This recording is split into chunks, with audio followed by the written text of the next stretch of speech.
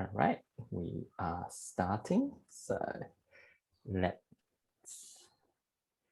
some peeps coming on. So welcome. For those who are slowly popping on, we're just gonna give a quick minute or two as people start to come in. Hello everyone. Hello Annette, Christopher, Emma, hey, Jenna, Jennifer, Joshua, hello, Leo, Megan, Stefano, Alexander, lots of people. The alphabetical order is getting messed up. Amity, hello. Cindy, hi, welcome. Megan, Michelle, Stefano, and Charlie, Christopher. Lots of people. So welcome. Oh, more people coming in. Rohan, hey. So yeah, feel free to say hi in the chat as well, just to sort of get the chat warmed up as well. That'll be pretty cool. But yeah, nice to see everyone hop on. So I just sort of ramble a bit as we wait for more people to pop online. But yeah, thanks for tuning in today on this nice Thursday evening now, I guess. So, hopefully your day's been well. Tomorrow's Friday, by the way. I'm looking forward to tomorrow. And then it's weekend again. So yeah, but fortunately the weather is like becoming better now. So life is getting a bit more pleasant again, right? So cool. So as people trickle in, I just want to quickly welcome everyone again. And yeah, I just want to quickly introduce my name. So my name is Carlton, and I want to welcome everyone to today's AIT Master Talk. Right? You're in for a very cool and interesting night tonight because I'm one of the game programmers of AIT, right? And we make games at AIT, but the chances are, and I'm a gamer too. And so obviously I got into games because I was enjoying playing games. And I'm assuming some of you here might be gamers too, yeah? Like press 1 in the chat if you're like a gamer as well, because if you are, then you've come to the right place, right?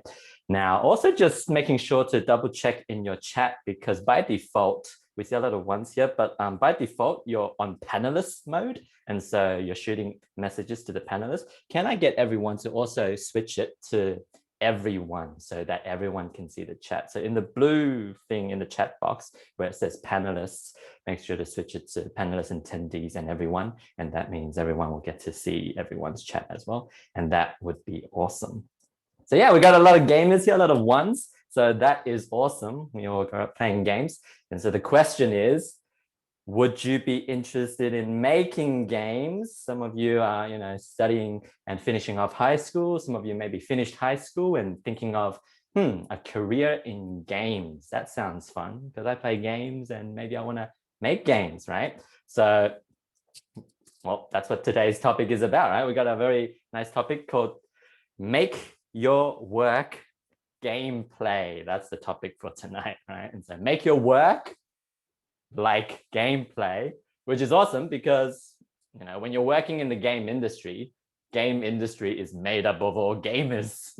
And so whilst we're working and as we're gamers, we're gonna try ways to find something fun and make it playful and gameplay as well. So we have a very special guest tonight, all right? And so I'll introduce you to him in a sec. His name is Adam Matthews. He's one of the senior game developers of a really cool company called Chaos Theory. And so we got a lot of cool companies in Australia that it's good to sort of get to know what Aussie game companies are, because we grow up knowing the Blizzards and Activisions and EA Games and all these international companies, but we got a lot of cool companies in Australia as well. And so yeah, Adam's going to share a bit of insight of their company and what they do today as well.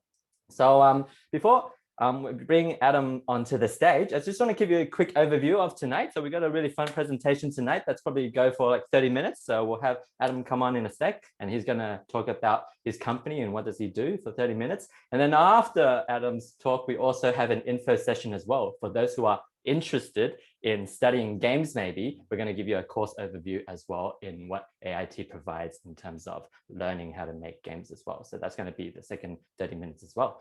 But yeah, so hopefully everyone sticks around for a good hour session, and it should be a nice, fun, and enjoyable night. We're talking about games. Doesn't get more exciting than that, right? So having said that, I'd like to bring on, I'd also like to encourage a lot of questions as well, because you'll see like Adam and I will be talking a lot, but one thing we want to hear is your thoughts as well. So feel free to jump on the chat anytime, especially if you have questions, right? We want a lot of questions for you. If you ever had questions about what's it like to work in the games industry and all the things that you've ever wanted to know about working in games, now's the time to ask, because Adam knows a lot about what it's like to work in games and he can answer all your questions as well. So definitely engage in the chat. I recommend throughout the night. Cool. Otherwise, hope everyone's ready for some fun stuff. I'd like to introduce Adam onto the cam. Adam, if you can jump on the cam. And yeah, Adam has been in the games industry for, hey Adam. Adam's been in the games industry for like near a decade plus by now, right? So very experienced in making a lot of different games and a lot of titles, which I'll let him sort of take you through his presentation today. But I just want to make everyone give a nice warm welcome to Adam. And then, Adam, take us away with your presentation. Yeah, sure. Thank you. Hi, everyone. Thanks for joining. We'll just jump straight into the slideshow. And also thanks to AIT for, already got technical difficulties. There we go. Now that's a little bit better. If I can move that panel out of the way. Okay. Get out of here. All right, so thank you to AIT for hosting this and inviting Chaos Theory along. As you know by now, my name is Adam Matthews, and I'll be running you through our talk today. So I'm a senior designer or senior game developer at Chaos Theory Games. I'm also a mentor at the IGEA. I've been working in games professionally for about 7 years now. And over that time, I've released roughly 11 projects and titles. Often on those projects, I'll take the role of a technical lead or a technical designer. Sometimes I find myself in a supporting role, working with quality assurance or a production lead, when I would be focusing more on performance, diagnostics, or competitor and risk analysis. So we'll just jump straight into what I'll be talking about today. So first we'll be covering just a brief overview of my career in games. Then I'd like to start talking about what it's like to be starting a career in games, maintaining a career, and then we'll end with Q&A. Okay, so I have been in the games industry for a very long time, as you can see by those scary dates up there. Traditionally, I was trained in media arts production and design at AIE and the University of Canberra. Take note of that gap in between 2012 and 2014. That'll become important later in the talk. So during my last year of education, I was hired and received on-the-job training and mentoring in programming and quality assurance. That was at Hammerfall Publishing and Robot House, where we released Warhammer 40,000 Regicide, which received an IGN Black Beta award, and Hula Bear, which received nothing, and Rumu, which received an Australian Game Developer Award. So after releasing Rumu, I followed a colleague and friend to a company called Third Sense, where we worked in the games for hire space. There, I released SA Think Again. It's a trivia app for travel agents released by South Africa Tourism. And we also released Treasure Map, which is a geolocation puzzle-based game, also for mobile. We also worked on a lot of prototypes and bids at Third Sense for companies like, or organizations like Hunter Valley Water, Media, and Origin Energy. So after leaving Third Sense, I began working at a company called Virtual Immersive. These guys are another games for hire studio, but they specialized in installations, AR and VR tech. It was actually really cool. So I got to play around with literally the latest in tech. It was amazing and a lot of fun. Unfortunately, right when I was about to release my second installation, COVID hit. That was for the Easter show as well. And after that, not many people actually wanted to be touching a public touchscreen or sharing VR headsets. So that brings me to working at Chaos Theory. Fortunately, they weren't hit as hard by the pandemic, and I reached out to them. I knew them for a while, and they were gracious enough to bring me on immediately. They'd recently signed quite a few projects actually during the pandemic, which was amazing. And they needed to upscale as a result. So I think starting out, I think there were roughly about 9 of us at the studio. And now we've more than doubled in size. We're pushing about 19 and we're bringing on a few more as well. So we've also changed offices as a result of rapid growth, which has been a lot of fun. So during my time at CTG, we released a lot of amazing games and for some really impressive clients, 2 of which are on the screen. We released Kangazoo with the Department of Foreign Affairs and Trade, and Shimilla with the UN, of all things. That was awesome. Both of these were nominated for an AGDA, and Shimilla actually walked away with one last year. Also, during my time at CTG, we released a mobile game that's passed 5 million downloads, which I myself was pretty happy with, although that's actually a paltry number compared to the 50 million downloads of their other title, Blendy. But I wasn't at CTG during that time, so it doesn't really count. So why was I talking about my history in games? Well, hopefully from those previous slides, you can see that I've actually worked at quite a few companies over like relatively a short amount of time. And not too long before that, I was a student, thinking about, just how to start my career in games. And I guess I want to share with you today, like the lessons that I've learned along the way in how to start a career and also maintain a career, and how to apply for jobs in the future as well. So, and also, I guess as someone who is involved in the hiring process, a lot of companies, I'll have a few insights to share from across the table as well. So let's get stuck into starting a career in games. So my number one suggestion for any student who ever comes asking about how to start a career in games is to apply yourself. It might be a really obvious one, but you would have noticed that I spent 6 years in education, and there was that suspicious gap in the middle. During that time, I was looking for work, sending out my resume to a lot of different studios, but with no luck. I did learn a lot during that process. I was lucky enough to get a few interviews and pick up a few skills along the way, but I kind of realized that my resume didn't stand out. It wasn't anything different from the course curriculum and what my peers were doing. So additionally, during my first few years, or during my first stint in education, I was more concerned with making jokes and making friends than actually upskilling and learning anything new, which was a lot of fun, but it's no way to really stand out from the crowd.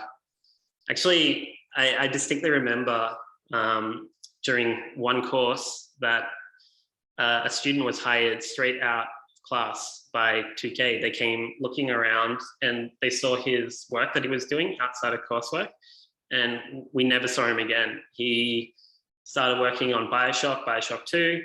I think now he's working at not Distant Realms, it's NetherRealms on the Mortal Kombat series. So that was kind of a little bit of a life lesson for me. I I resolved to return to education and really apply myself to my studies and stand out from the crowd. I wanted to be that artist who would get noticed by the game studios and actually make it even before graduation. To that effect, I started immersing myself in the community. I was attending industry talks like this one. I was going to game jams, monthly meetups.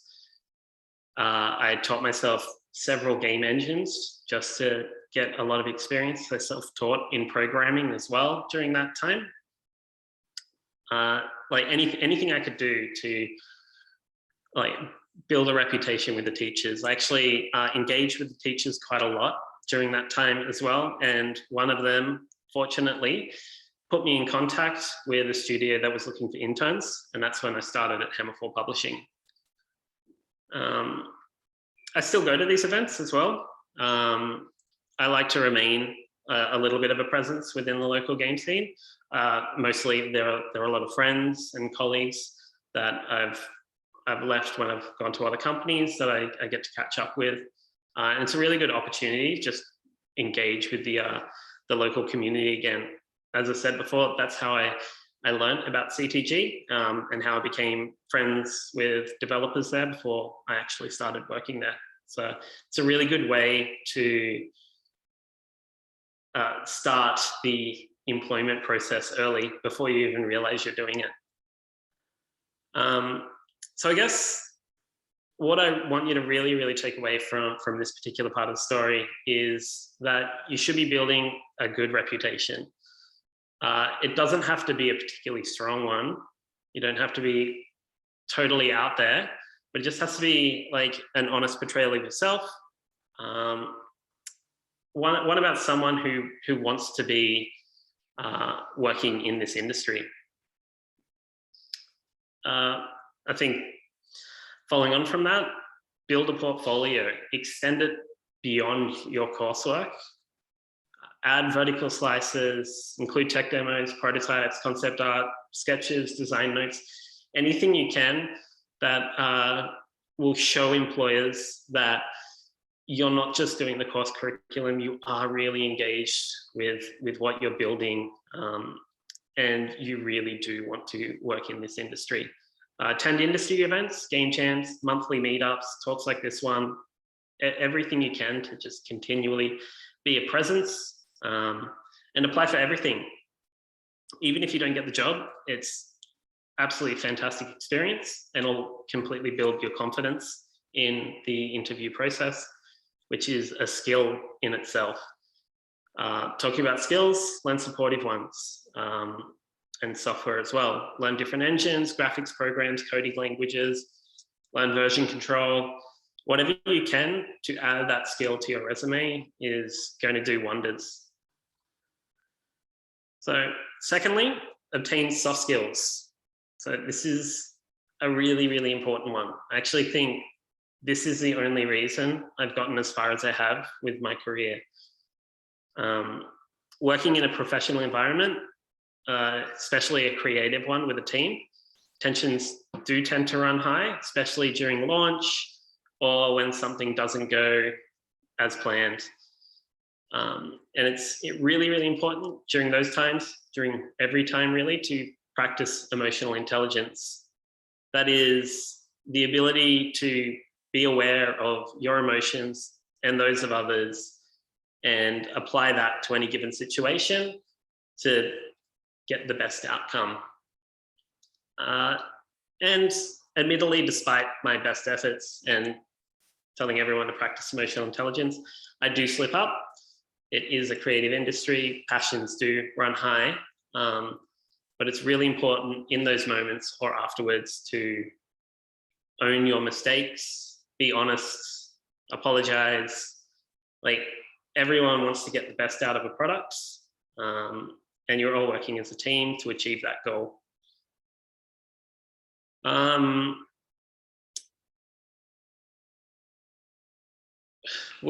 So lost my place. For employees, soft skills are pretty critical. Like, those are what we're looking for probably more than anything else during the interview process. Gives us a great read on how well someone will be in a team, and if they'll be an effective member of a company. During those moments, we're also on the lookout for red flags when it comes to like soft skills, someone who is either dominating a conversation or doesn't own up to mistakes, even in the interview process. I really cannot stress enough like how important it is to like build your soft skills in the games industry. Like with that said, practice emotional intelligence, read the room, be a team player, celebrate other people's wins, not just your own as well. You'll get a lot more out of that as well. Respect individuals in the community. A really important one is be patient and be courteous with other people's time. Don't hustle, and be authentic, like be true to yourself as well. Like it really does come through. All right, we'll be moving on to how I've maintained a career over the course of about 7 years. So I think a really important one is to set yourself some career goals. So I think someone named Mark said stagnation is the enemy of progress. And like, although it might be really cliche for an interviewer to ask, like, where do you see yourself in 5 years? That question is going to tell them a lot about what you value, what you see as your skills that you're lacking and you want to improve, or what new challenges you want to overcome. Recently, my last goal was to become a mentor. I told that to my interviewers at CTG, and they endeavored to help me get into a mentorship program, which was absolutely fantastic. Early in my career, one of my goals was to host a talk at GCAP or PAX. That's where this picture comes from as well. Like, career goals are vital to staying motivated in this industry and staying up to date as well. It's one of the most important parts to having a healthy career in any industry, really, I think. So with that said, I've got some sage advice, which is to set long-term goals, use your short-term goals to stay motivated and working in service of your long-term goals. Align your goals with your personal values as well.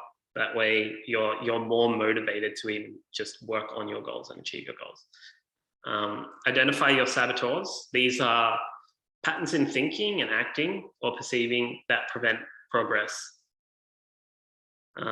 Be aware of your goals and how they may change. It's normal for your long-term goals to shift as you become more proficient and more skilled. It's not always a bad thing that happens. And remember that not all like goal setting frameworks are going to work for everyone. There's going to be one out there that's probably going to be right for you. I play it pretty fast and loose. I don't really write down many of my goals. I just have a vision of what my long-term goal will be. And then I make smaller short-term goals to work in service of that long-term goal. And finally, celebrate your wins. Celebrate those small goals when you mark them off a list or however you want to do it. It'll really keep you motivated and working towards that like longer term vision for where your career is going to go. And lastly, actually, before we get into Q&A, I really do want to hammer home the thought of keep learning. This career is a tech industry, and that is constantly changing. Like there's AR, VR, those weren't around when I started. In fact, a year before I started tertiary education, the first iPhone was just released, which is a absolutely horrifying thought. But now mobile gaming is a multi-billion-dollar industry. it basically was not around when I was studying. No one was really talking about mobile games at all. So be aware of gaming trends and hardware trends. Stay up to date on the latest hardware and software launches. That isn't to say run out and purchase the latest iPhone or Android. Just be aware of how that space is shifting and where the technology is going. Read engine patch notes and pre-release material. It's a really good way to learn about sort of new tech, new strategies, and what companies are valuing and what they see as like the next thing that they're aiming for. Be open to on-the-job training and mentorship. So I didn't know programming, and now that's my primary role at Chaos Theory. And that's all thanks to just on-the-job training and working with really talented programmers who gave me the time and patience to work with me on that. Lastly, absolutely everything is tax deductible as well. Like that might sound like a joke, but it's going to help you when you might want to talk yourself out of maybe purchasing a phone with a larger storage device so that you can hold multiple builds, or when you don't want to purchase like the latest Xbox or PlayStation. It's a great incentive to be able to travel down to Melbourne each year, attend GCAP, and actually be a part of like the greater industry as well. And lastly, drink water. It's really important. So that about actually wraps up some of my advice with games. I guess we'll move into Q&A now. But before I leave you, I'll just like to say, like Chaos Theory might not be hiring at the moment, we're always on the lookout for talented individuals. And we're also looking for playtesters for an unannounced title coming up. So hit me up on Twitter or send a sneaky email through to Jobs. We'll keep an eye out for it. So thank you very much. Awesome. Thanks so much for that, Adam. That last quote when you're like, drink water, and I'm like looking at my Coke. It's like, oh gosh. So I should drink more water as well. But cool. No, that's a really awesome talk, Adam. Like that was really insightful in terms of, we would think that games, even though it's all tech and all, but a lot of things you talked about was the inner game, right? And the emotional intelligence and all that played a big factor to it. And I think that's really important that you raise that point because, we're all like gamers, and most of us, speaking for myself as well, introverted at most times, right? And so having that sort of like upskilling in the sort of like the soft skills, I think is really important. So could you speak a little bit about that, because that seems to be the theme of today? Like, let's say your first industry event, like you had some industry events, game jams. Like I remember my first ever events are always like super scary. How was that for you? Like how did you make yourself go into your very first event, and how was that experience? Yeah, I would say I'm also quite an introvert at heart. But I just approached it like I was going to be like meeting friends and trying to make new friends. I didn't really see it as an industry event as much. I was just there to meet cool people, engage with the community. I think the other point there is like, when I say don't hustle, I kind of mean that. It's like, it's very easy to spot someone who's at those events, hustling around, looking for a job, and they're not really engaging with the people they're talking to. So like what I would do is just meet with someone, learn a little about them, learn a little about their company, maybe some of the games or cool products that they're able to show us.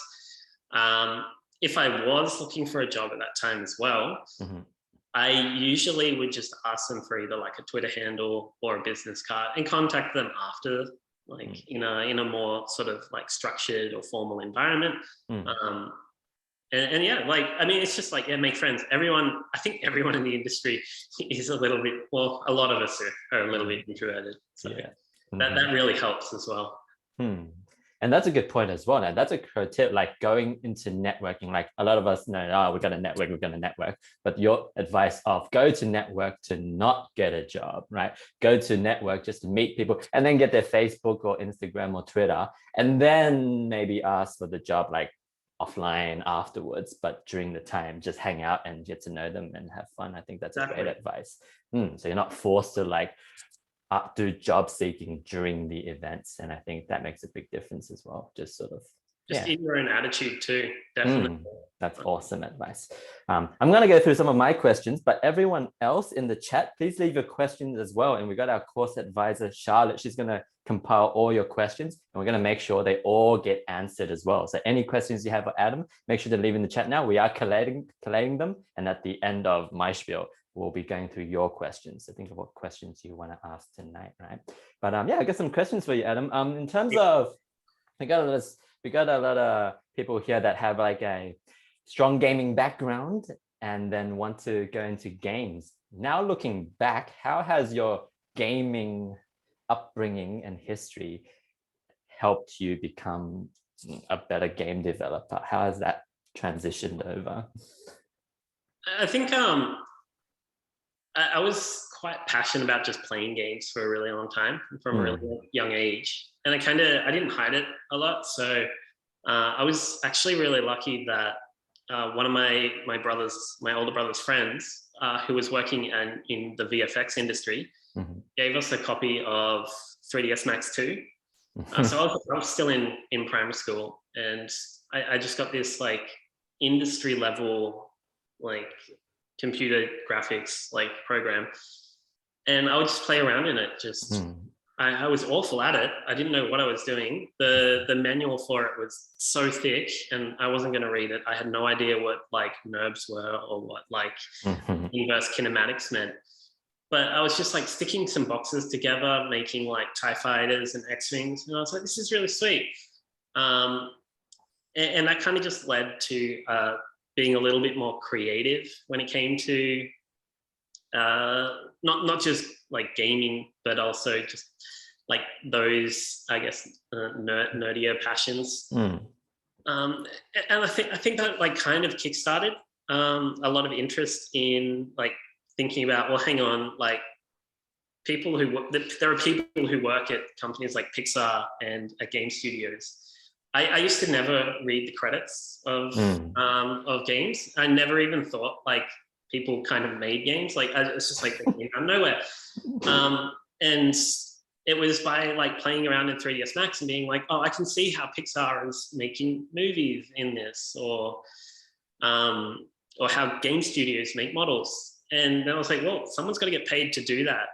And it's might as well be me. Like why can't I do that?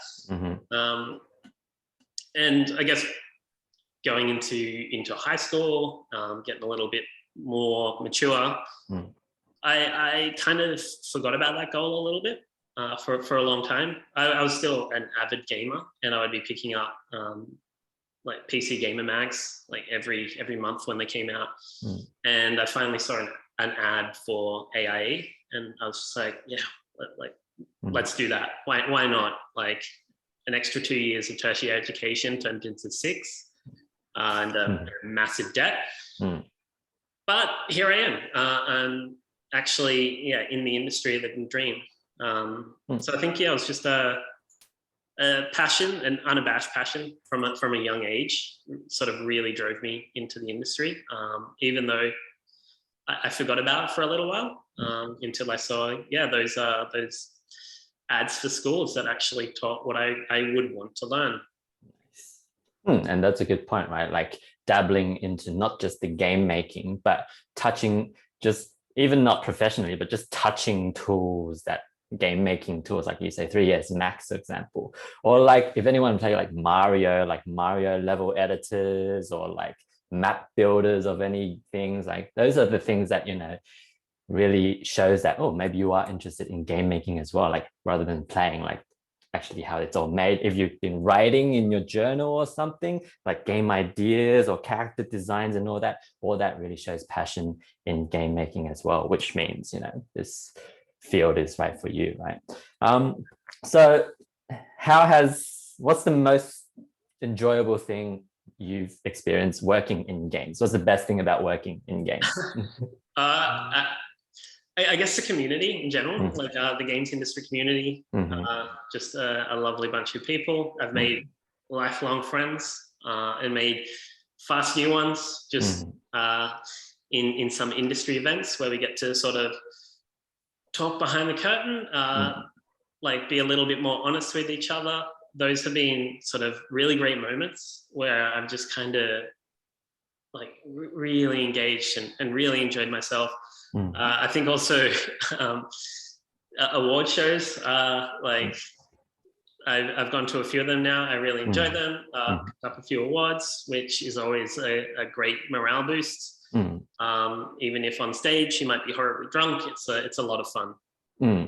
Yeah, and like especially on networking, when like we initially go to networking, we think everyone's like scary and stuff, but they're all just like us. We're all just like friendly people. We're all gamers at heart, and then massive nerds. Absolutely. Yeah, we're all nerds, which is awesome, because when you talk to someone, you're like, hey, you're just like me. Oh wow. And then you become great friends, right? Yeah, there's not much of a difference between someone who's just starting out and someone who's been in this industry forever. Like everyone's got into it for like essentially the same reasons, or stuck with it for a lot of the same reasons. So there's a lot to sort of bridge that gap and sort of break down those barriers and talk to people like they're, like they're people, and have some fun.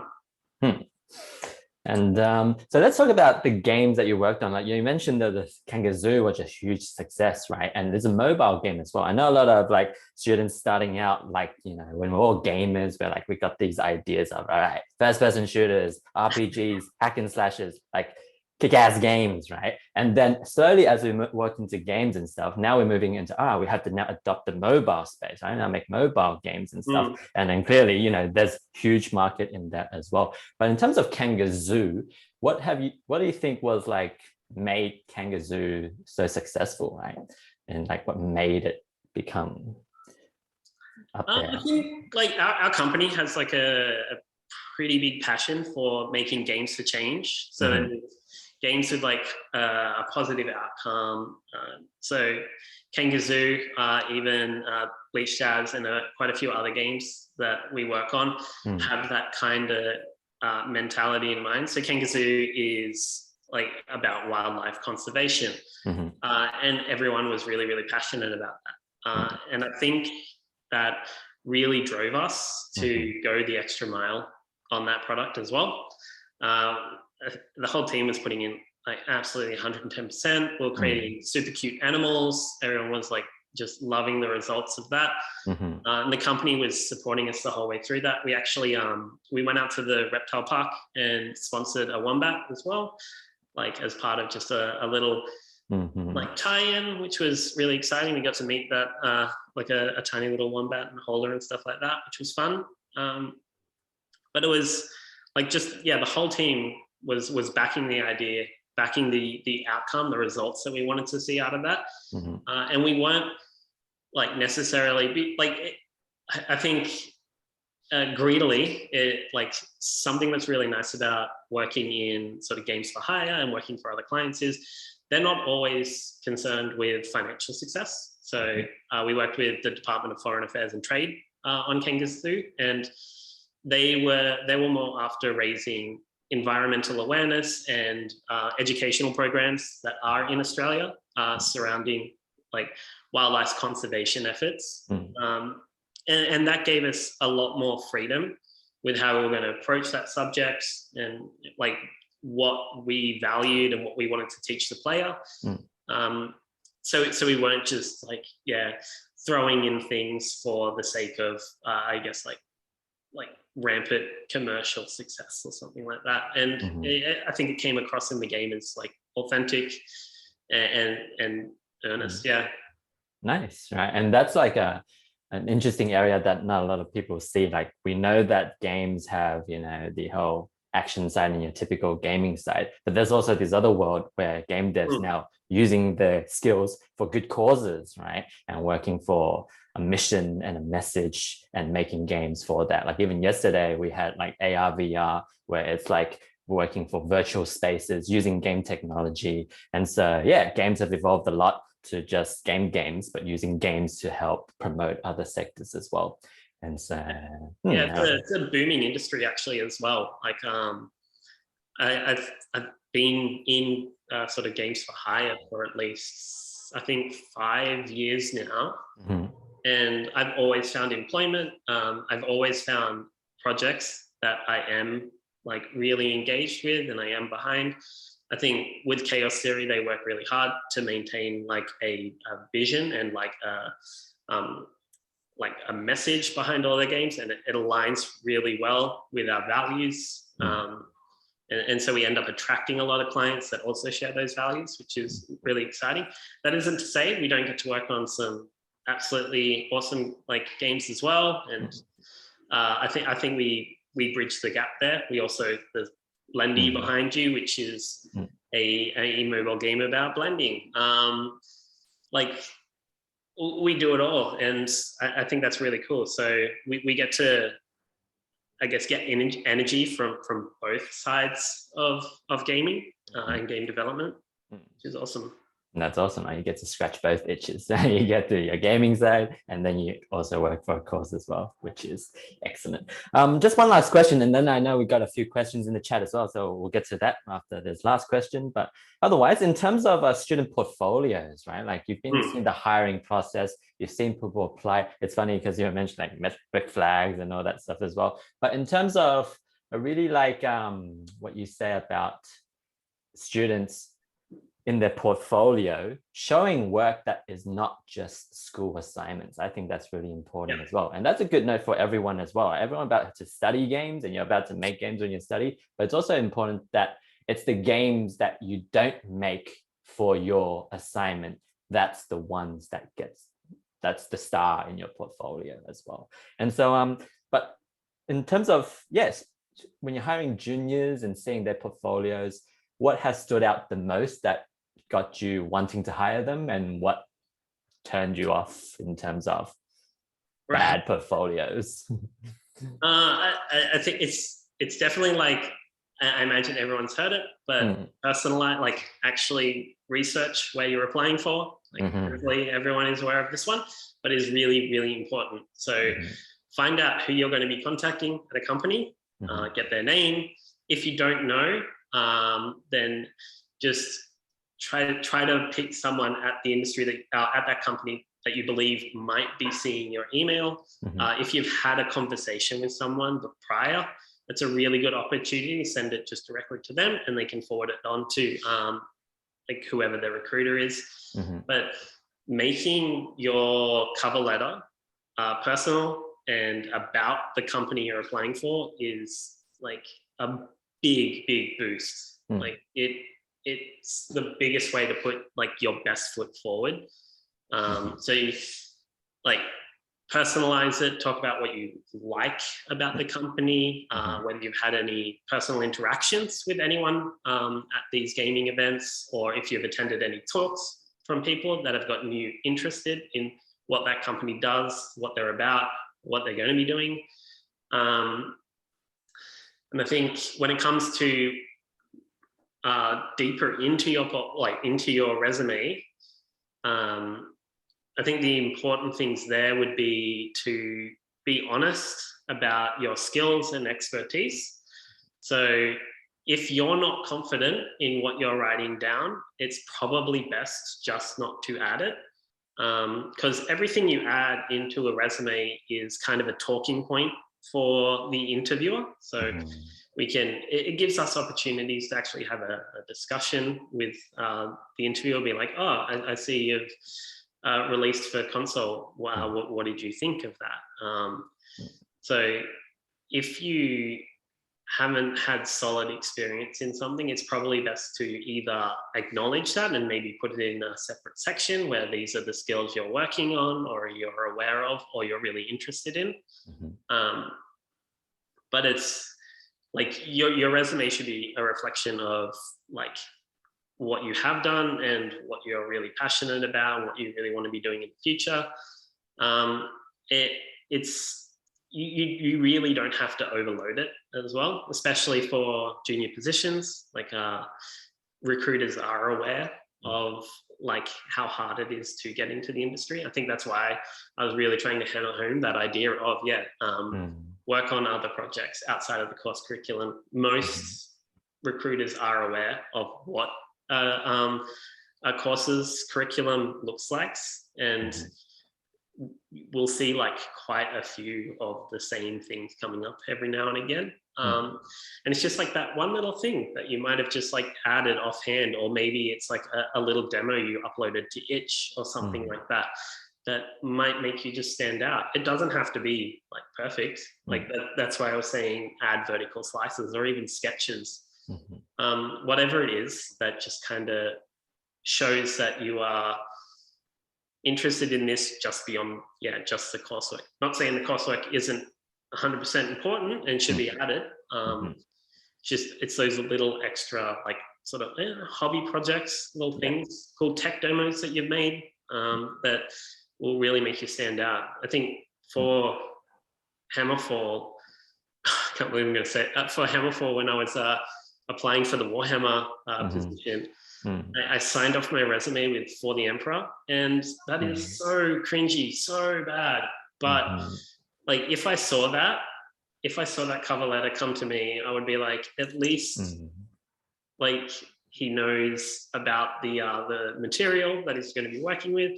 It's a little bit cringy, but it is passionate as well. It shows something a little bit different.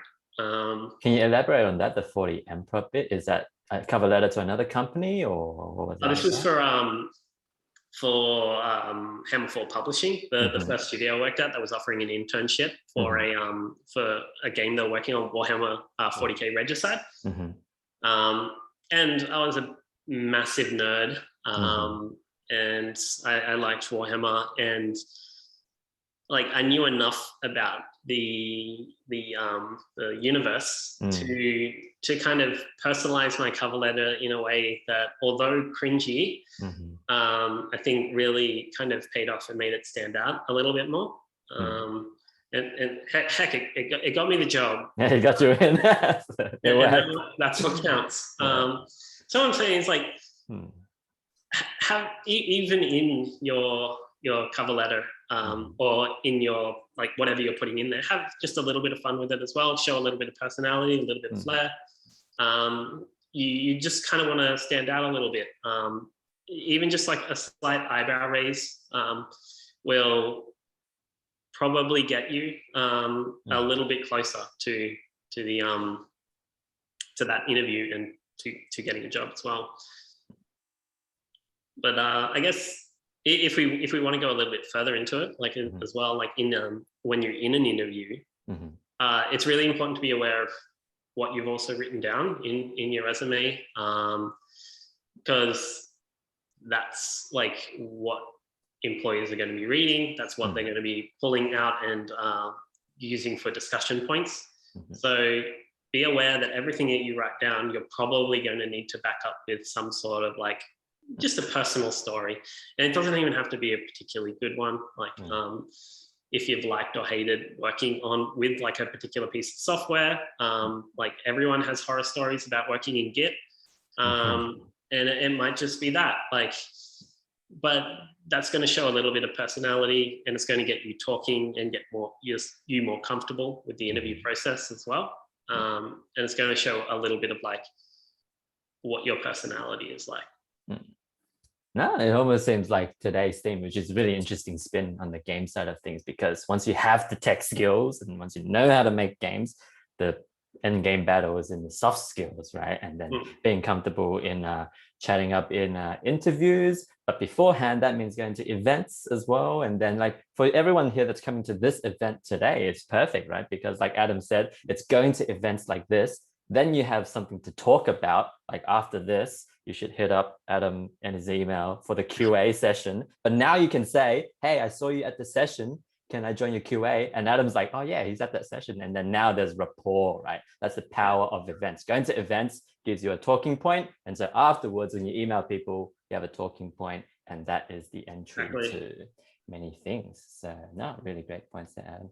So anyways, I want to throw it off to all the questions in the chat. So I want to bring on Charlotte on board to come online, if that's okay. Charlotte has been monitoring everyone's questions, so we can make sure everyone gets answered. So I'll throw it to Charlotte to go through all the questions in the chat. Okay, great. So first of all, thanks so much, Adam, for your chat. And yeah, really great discussion, guys. That was really interesting. So Anisha from the chat, she's asked, what has been your favorite project that you've worked on and why? Oh no, I'm going to get in trouble for saying this. There was a game in between Regicide and Rumu we did called Hula Bear. And it is truly shocking. It took about a month to make. When I first pitched it, I said it was going to take about 10 days. And it was just a joke, an absolute joke. I didn't expect our leads to be like, go out, go make that game, do it right now. But it was ridiculous. Like initially there was like a lot of passion for it. Like the whole team was gravitating around this like joke idea of just a bear with a hula hoop. It's like, what's his backstory? He hulas to forget. Like we we're just throwing everything at the wall, seeing what stuck. And it was just like, it's a good story as well. It's ridiculous. We just went to town. It was so silly. Wow, cool. Alexander asked what it was like to switch companies. So I know you've worked in quite a few companies. So what was that like, that experience? I guess the culture and it can be quite difficult, especially if you're leaving a place that you really, really like and you really like the people you're working with. And it takes a lot of time to sort of, you're never going to, I guess, get used to that. It's like you do always feel like you're probably going to be letting someone down. But like, you've just got to try to rationalize it that, you're moving on to the next big thing. You might need to meet new goals or new challenges. But like, I guess conversely, it is like a really great opportunity to reach out to old contacts. So as I mentioned, I was working at a company called Virtual Immersive on like installations just before the pandemic hit. So I really didn't have a choice of leaving. It was just like, well, we're probably not going to be doing any installations for a while. I don't think people want to share a space. And I had known of quite a few people at Chaos Theory before that, from going to Beyond Pixels, hanging out with them down in Melbourne during Games Week, and we got along really well. And so I simply just, like, out of the blue, reached out to James, basically was like, hey, you're still looking for someone? He was like, come in next week. And it was great. It was awesome. So it is also an opportunity to, I guess, reach out to some of those contacts that you might have, some of those studios that you've been interested in the past, and see what's out there. Like, there are so many studios in Sydney that are just sort of hiding in the background, hiding in Surrey Hills, hiding down in Broadway. They are around, and the only way you kind of learn about these studios is by going to these events, reading up on local news, like local games media. So I guess just like be involved. You might actually be surprised where you find yourself afterwards. Yeah, and so connections are really, really important. And just related to that is, like, where do you find out about all these industry events?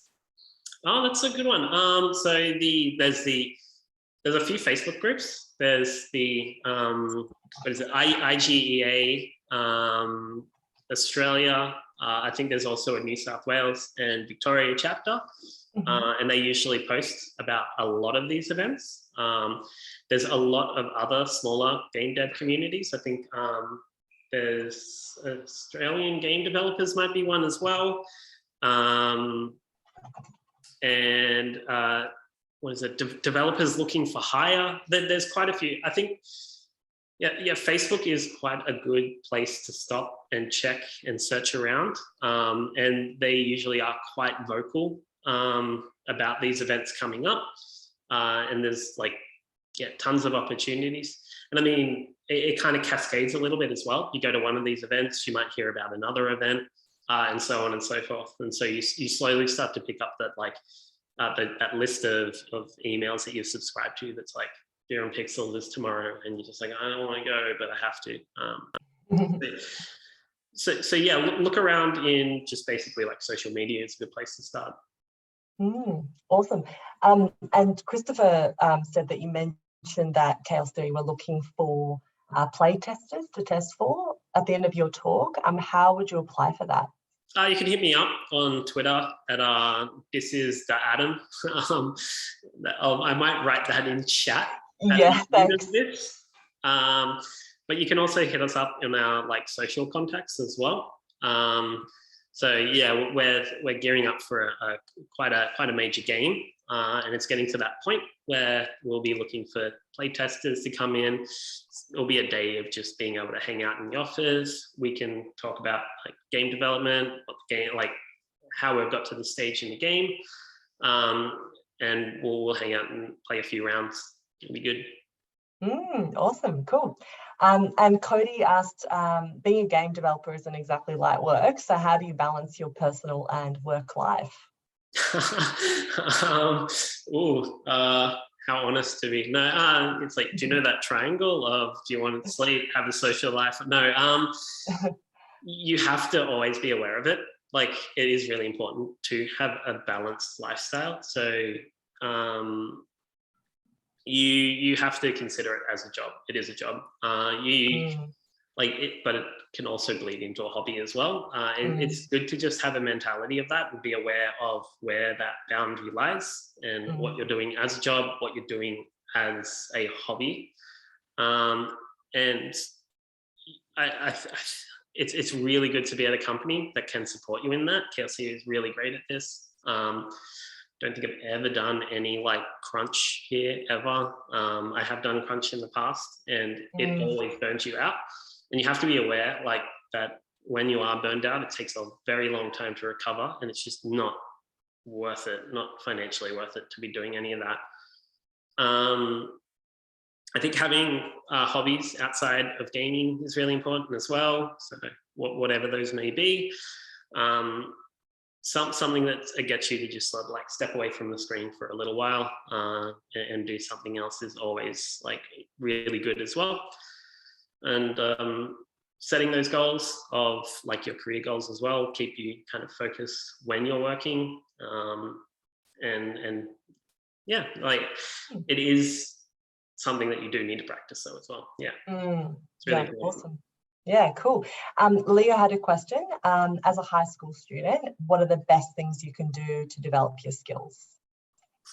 I think there's so many more resources out there now for starting playing around with game development. So I'd say pick up Unity game engine. It's free, and there's so many tutorials online for starting games in Unity. There are other game engines as well. Thinking Game Maker Studio is one, which has like quite a great range of tutorials. Just find these tutorials on YouTube as well. There's a huge resource there. I think even Unreal has now a learning portal, which is like quite mature and robust, and it looks really good. And just start to consume that kind of media and play around. You don't have to be thinking about like making, you know, a cutting edge League of Legends killer or something like that. Try some small things out first, like just little tiny ideas or demos. They don't even have to be like fully like come to fruition. It's just like you might want to have just a character running around a maze that's doing something cool. But I guess also don't think of it like games as like just needing to be a sort of financial success or something like that as well. Like at that stage, at a high school stage, you should be doing it for the passion, doing it as a hobby, learning, like, and going to like educational institutions that teach it like after high school is a fantastic next step. And if you've been learning it beforehand, you're going to be miles ahead of so many people. And that's just going to allow you to sort of take more time to talk to the teacher and learn additional skills, or maybe even pick up some new ones. So hope that helps. Yeah, no, definitely. I think that answers Isabella's question about the software and hardware skills. So you mentioned Unity and Unreal. Any other basic skills apart from that you can? Oh, sure. Yeah, so Unity and so those are the game engines. So Unity, Unreal, Game Maker, those are really great engines, and they got like quite robust sort of learning platforms. If you want to get into art, yeah, there's Blender, 3ds Max, ZBrush. All of these are really great. I think Blender is probably the best one to start out with at the moment. Like it's free. When a product like that is free, it usually has a much more like broad community that are like quite involved in learning, and they're churning out content all the time for YouTube. For programming, I would like, if you want to get into games programming, I would actually say, yeah, looking at again, the game engines is a really good place to start. Like I'm self-taught in programming. You could also pick up a, if you're really, really new to programming, a visual scripting language. So in Unreal, it's called Blueprints. In Unity, there's a few on the asset store. So there's Playmaker, I think it's called. And they're coming out with their own. I actually forget what it's called. But like those are great ways to start out understanding the fundamentals of code and sort of the inputs, outputs, and how like building a class might look without having to get stuck into like, I get memory management with C++, which is a whole thing. Yeah, I hope that a few of those will help out. Awesome, yeah. Thank you so much. Yeah, that's really helpful. Cody had a question that before getting into game development, did you have any other career choices that you had in mind? Yeah. So at University of Canberra, I actually studied film. It was a media arts and production bachelor. And I was sort of convinced I was going to be, yeah, like either in film or doing visual effects, so cinematics or something like that. But I kind of got a little bit disillusioned with that industry while learning about it, which is unfortunate. But like I just really like the kind of like more like the game side of things. Outside of that, I thought maybe IT would be for me. During that 2-year gap as well, I did IT, and oh no, absolutely not. Like was not fun. But that's like, you know, a personal thing as well. So it took me a while to really work out that games is actually kind of really what I wanted to do. What influenced you? Was there something specific that influenced you to go in that path? Working in IT, actually. so I studied I studied game development at AIE for 2 years, and then did the film degree. And then I had this 2-year gap where I was like applying for a few studios, working in IT at that same time. And I was just like, well, I'm still young. I can go back to school, pick up some new skills. And like, if I really apply myself, like I knew that if I really applied myself, like there were going to be studios coming through these schools. And looking for new hires, looking for interns.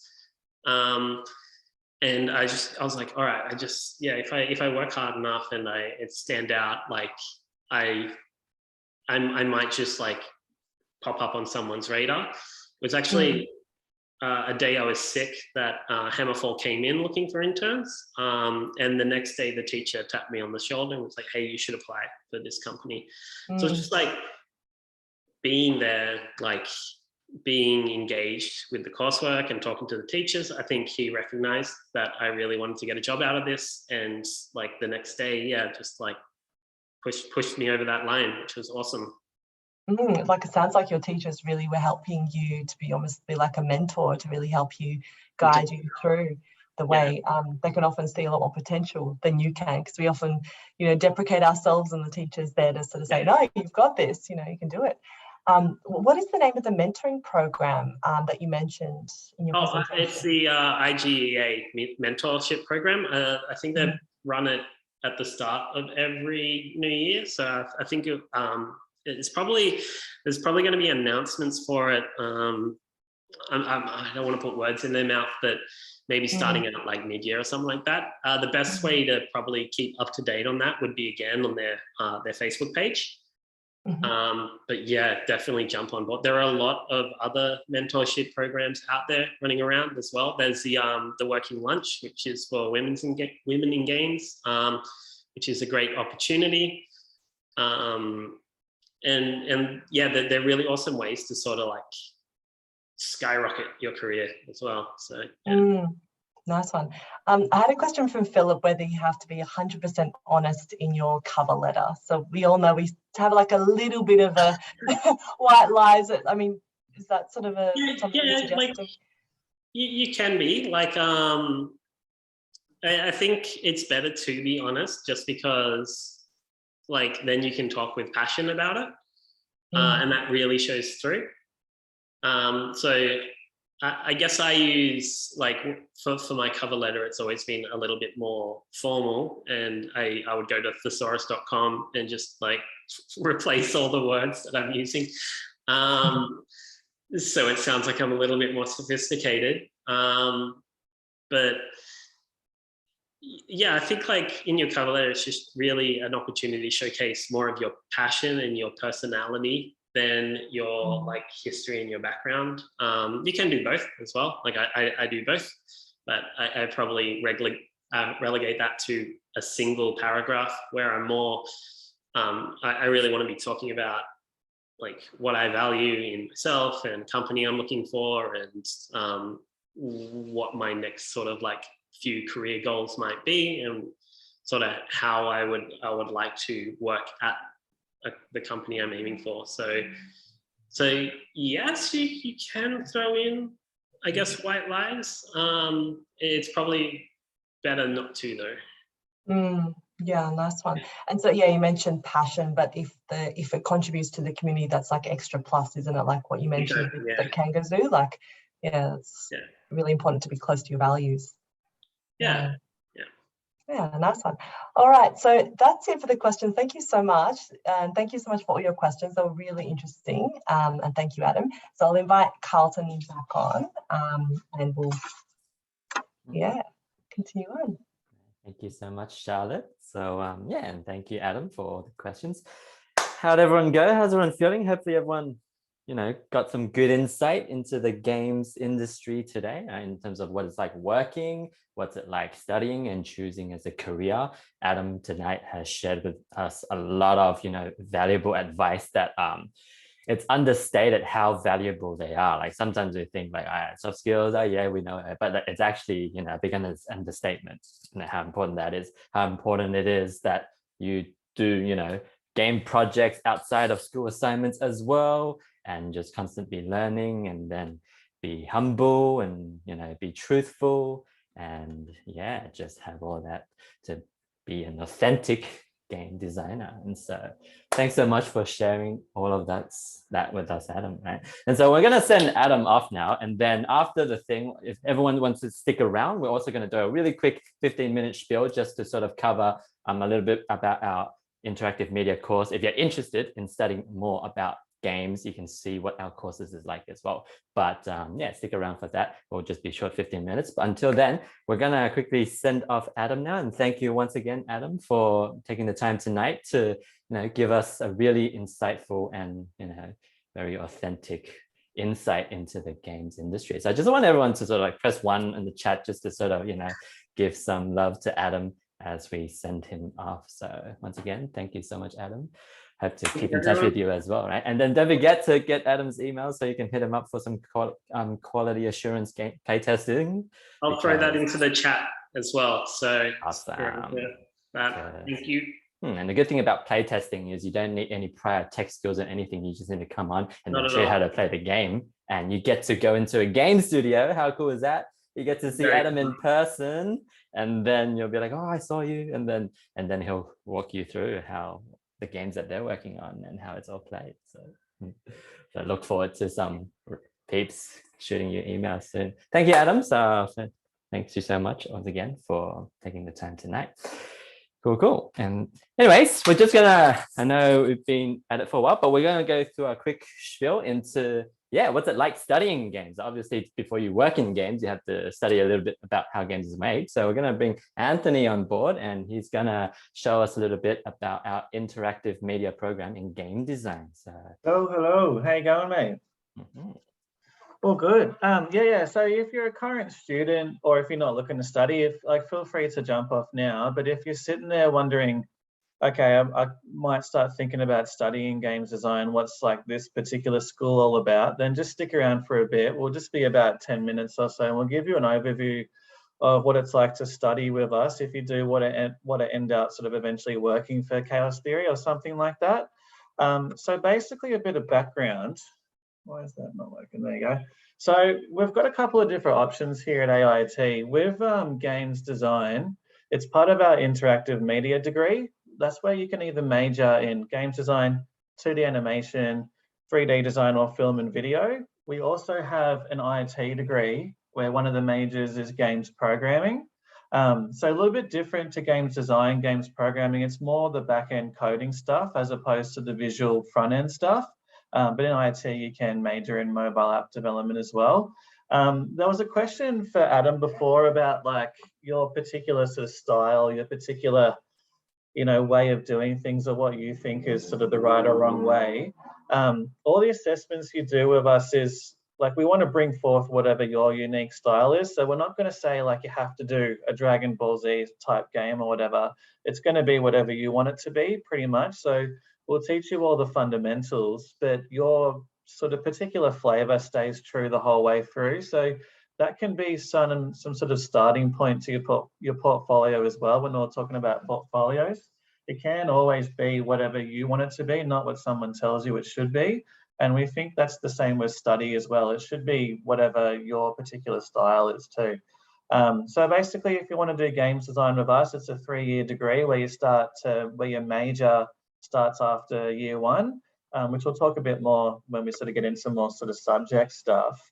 So if you were stressing out then about like, look, I've never even heard of the Unreal Engine before, when he was talking about that, or talking about Unity, like we'll teach you pretty much all the software that companies like Chaos Theory use. So if the way to look at it with us is, studying with us is like a big simulation of working for a game studio. So obviously you got to start from the start. So if you're a high school student and you've never sort of touched anything games related, that's kind of where we come in. So we'll teach you how to sort of draw professionally. So you get those sort of storyboarding sort of be able to sort of conceptualize something from scratch. Then we'll teach you how to sort of convert those drawings to digital images. And then it's a matter of what you do from there, which is usually converting those into sort of 3D models for games, graphics and stuff like that. Then that's sort of more like the games sort of designy or games asset side of things. But then you'll also do 3 sort of coding subjects as well in the games design stream, which is usually using C# and coding through Unreal as well. If you attended some of the open days we've done before, we usually do a demo with Carlton as well on the games design and games programming sessions, which is similar to what we're doing now in a way, but Carlton goes through a demo of how both those sides of games work. So we'll be doing that later in the year as well if you need to get a visual, or you can jump on the YouTube channel and see what we did in the past. So Carlton does a really good sort of example of what it's like to build a game in Unreal and what it's like to code in the back end through Unreal. Gives you really good sort of like insight in terms of what the front end creative stuff and the back end coding stuff actually looks like. Then it's not really as daunting as you think. But basically what we're doing is we're teaching you everything from scratch. So you will make 6 games throughout the degree. Your last game you then present to a games industry panel. Like it's kind of like having Adam and a few other people from the games industry as like your markers. So they mark you, not the teachers. Teachers like Carlton's more your mentor, so they kind of help you through that project.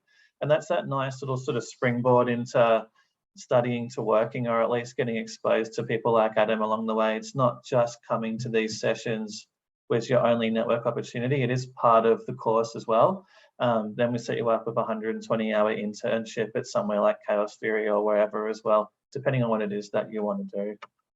So there's a bit of flexibility. Whoa, that light's really strong on my face. So there's a bit of flexibility in terms of what you want to do here.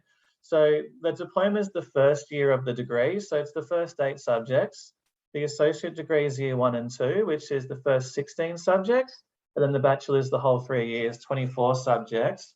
It's up to you on what you want to do. You can enroll into the bachelor, finish the first 8 subjects and start with a diploma, or roll into the bachelor, finish the first 16 subjects and we'll like graduate with an associate degree. It's kind of up to you. You got a lot of flexibility on how long you want to be studying for, what sort of qualification you're after. I get asked a lot about timetabling. So each subject is 1 3-hour class per week. So basically if you're doing, let's just say for instance, you're doing 2 subjects, you'll be doing 6 hours worth of class per week. It's not like your sort of standard uni where you have like a lecture on a Monday, tutorial on a Thursday or whatever. It's just the 1 3-hour class. So, you know, we kind of, because it's more practical, you're not really doing too much theory stuff. So you kind of need those 3 hours to really work on something creative based. That's pretty much how that's set up. So I'll just give it to Carlton to go over some more sort of subject-based stuff. In the meantime, I'll just turn my light on because I'm looking a bit weird at the moment. So I'll just leave it up to you for a second. I'll be back in 1 sec. Okay, I had to turn my light on too.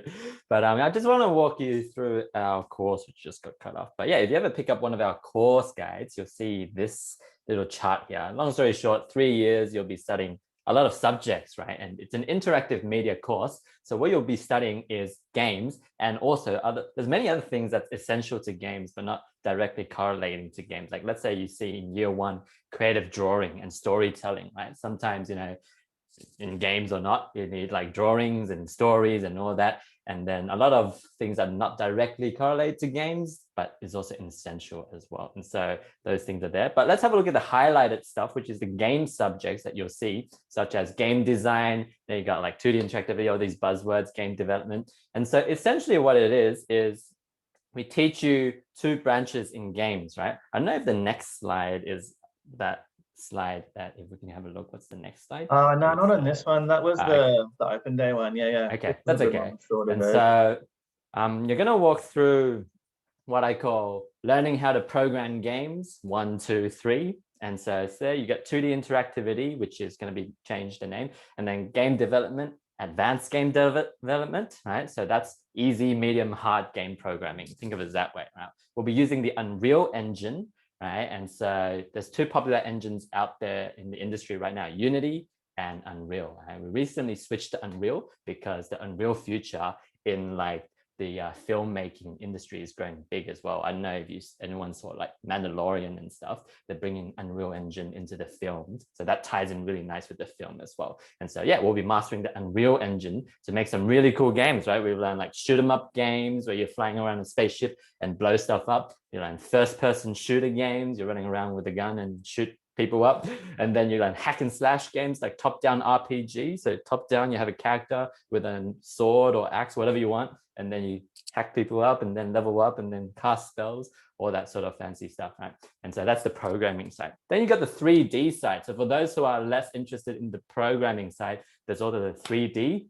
So intro to 3D, game assets, advanced game assets, or that right-hand column is where you learn Maya, Autodesk Maya, which is a 3D modeling software. And so for those who are into art and you like drawing, or even if you don't draw, because a lot of 3D artists, they can also do 3D without a drawing background as well. You learn how to model cool characters, right? Learn how to model game assets. What's that? Weapons, vehicles, what's in a game, like trees, houses, like all the essentials to make a game environment. Think of the game you're playing, right? That 3D environment for a game. Then you learn how to make those and advanced game assets, like more cool characters, and animate those characters and get them in the game as well. So that's essentially how our course breakdown is, like easy, medium, hard of programming, and art, easy, medium, hard. And by the end, you'll be pretty solid at either or. And then we got the Forge at the end. The Forge, that is your major projects. So all throughout the semester, you've been making your individual projects, and towards the end, it's your major project with a group of people. The people that you've been studying for the last 3 years, they now join together and become like a big group and create a big game of your choosing. So that's sort of how a game structure is. Awesome. Thank you. Thank you. With like with the Unreal Engine, like pretty much every single employer is going to be like, how much do you know about Unreal? Like everyone brings it up. So there's another thing too, like you can go on the Unreal website now and do really, really basic, small sort of short courses and stuff as well, like 6-hour courses. So have a look at that if you're sort of thinking about going into this area at some point. But sort of with those subjects, like you can break up how you do those subjects through the 3 trimesters every year. So the next intake is May, then September, then February. So it runs like that every year. So February, May, September.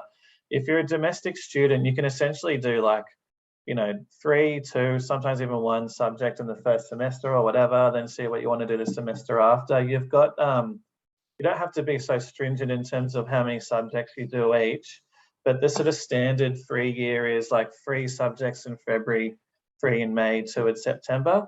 But you could go like 4 in February, 4 in May, have September off or whatever, or go 4 Feb, 4 May, 4 September, and then have the whole degree done in 2 years. So it's up to you in terms of how long it goes for and sort of how much study you do every intake, you know what I mean? But if you do want to start in May, we're still enrolling. The first class starts on the 30th and orientation's the week before. So if you do want to put through an application, you can jump on the website and you'll see like a thing saying apply now. So that's for domestic on the top one. If you're an international student, just shoot through an email at international@ait.edu.au and we'll sort you out with like setting up your visas and all that sort of stuff, because there's a bit more to do with international. But basically all the applications for domestic get sent to myself and Charlotte and the folks in Melbourne. So we'll help you through that whole process. You don't even have to worry about what docs you upload on at the time. That's where we come in to sort of guide you through all that.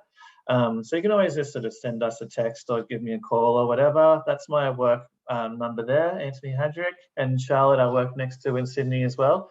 Then we got Donna in Melbourne and then Tyus as our international rep as well. So any questions about anything study related that you're not comfortable asking now, you can always just shoot us a text or give us a buzz or shoot through an email, whatever you're comfortable with. And we're doing campus tours as well. So you can always book in with us to sort of show you around campus and stuff as well. And if that wasn't really enough sort of course detail, we do a lot more rich, more in-depth ones as well during our open days and stuff like that. So you can see the recordings on our YouTube channel from those past ones as well, but we can kind of go through stuff one-on-one with you as well. So that's pretty much it. I'll just bring Charlotte back on. Was there any sort of course sort of questions there, Charlotte?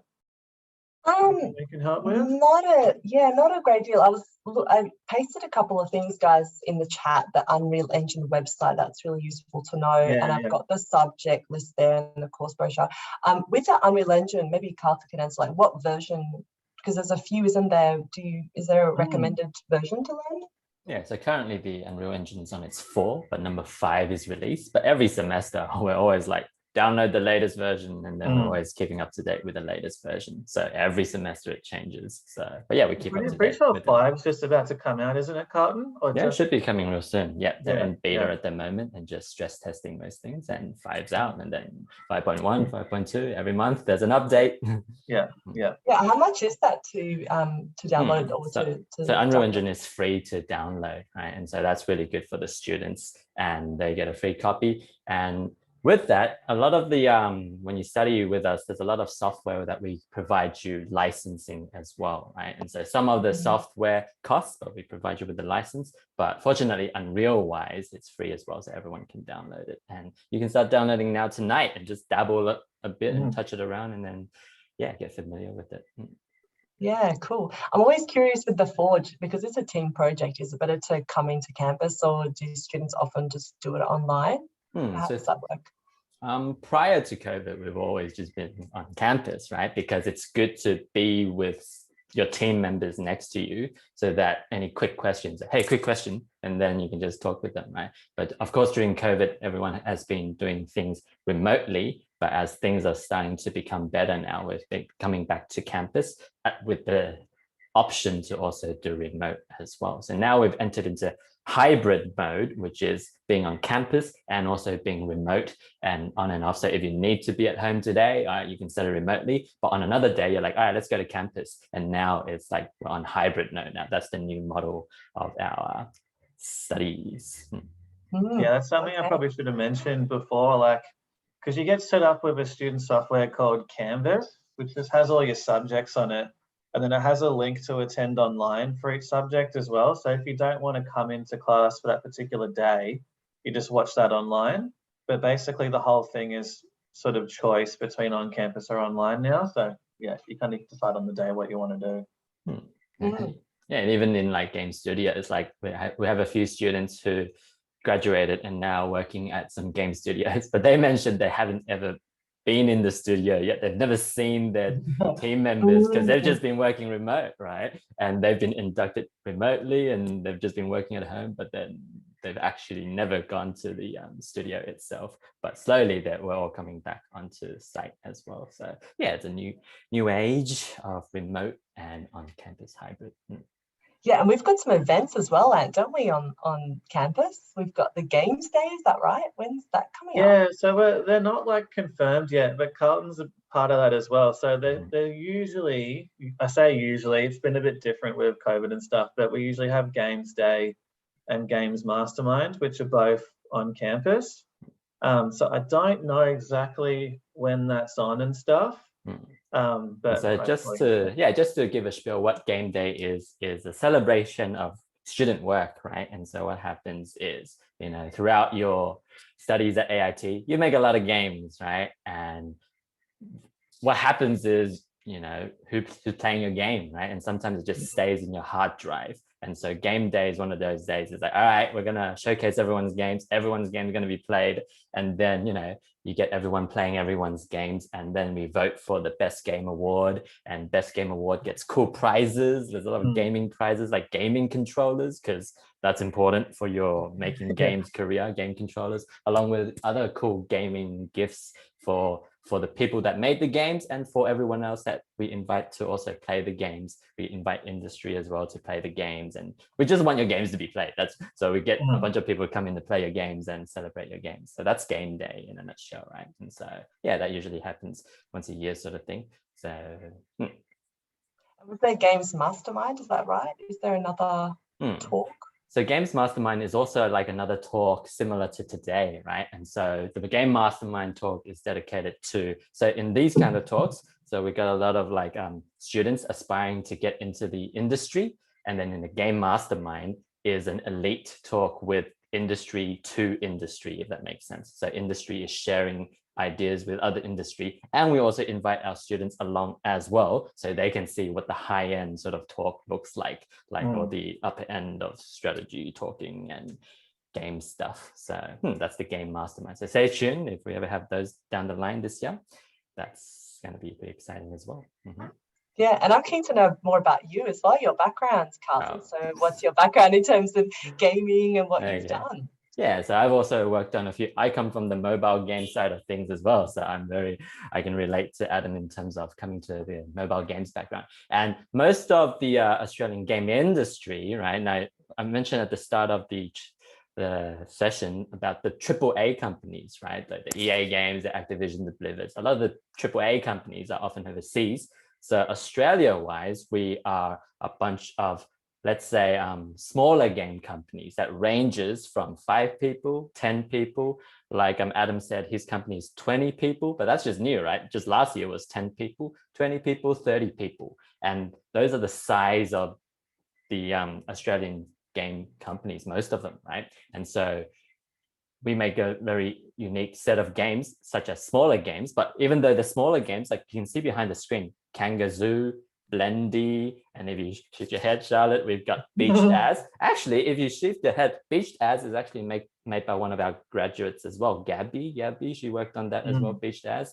And then Anthony, your head's in the way. Yeah, there it is, Nisha. And so, yeah, Gabby is also with Chaos Theory working there as well. But yeah, I also come from a mobile space, work for Enjoy Labs, make a few mobile games. And then, yeah, that's why mobile games is a great start, because a small team of people is the perfect scale, right? Because as a AAA level, you need people in the hundreds, and only certain companies operate in the hundreds in Australia. All right, thanks so much. Awesome. Thanks, guys. Thank you. So otherwise, if there's no other questions, that if anyone want to learn more about games, studying games, making games, you can always email Anthony and Charlotte. So make sure if we pop those emails again, make sure you grab those emails. Yeah, they're more than welcome to answer any and all your questions. So definitely email them. Yeah, just copy and paste it somewhere. And then when you're in the mood after dinner, because it's dinner time, then feel free to shoot us a message anytime. We can walk you through more of our course. So you can find that in the chat.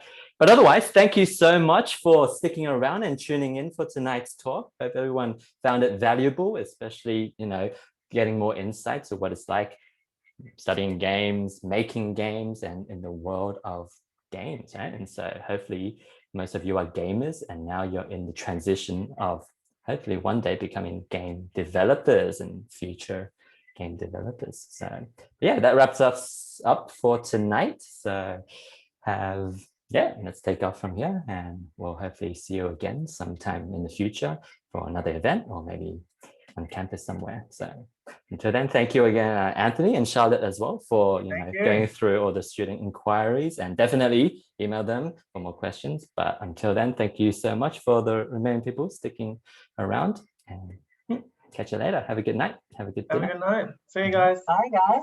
Bye.